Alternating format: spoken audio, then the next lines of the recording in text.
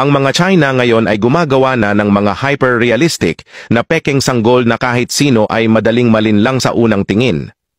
Pero hinihikayat kitang tapusin ang video na ito para malaman mo kung para saan ito at bakit nila ginawa ito.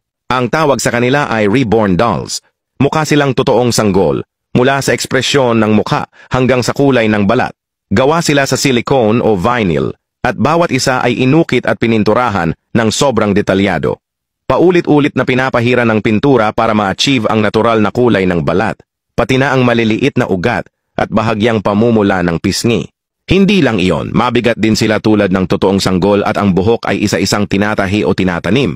Habang iniisip ng iba na laruan lang ito, mas malalim ang dahilan kung bakit sila ginagawa.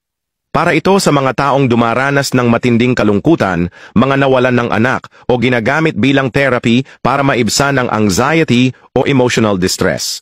May mga kolektor din na tinitingnan ito bilang sining at handang gumastos ng libu-libong piso para lang makabili ng isang reborn doll. Pero para sa ilan, nakakatakot ito. Parang hindi mo na alam kung alin ang totoo at alin ang gawa-gawa.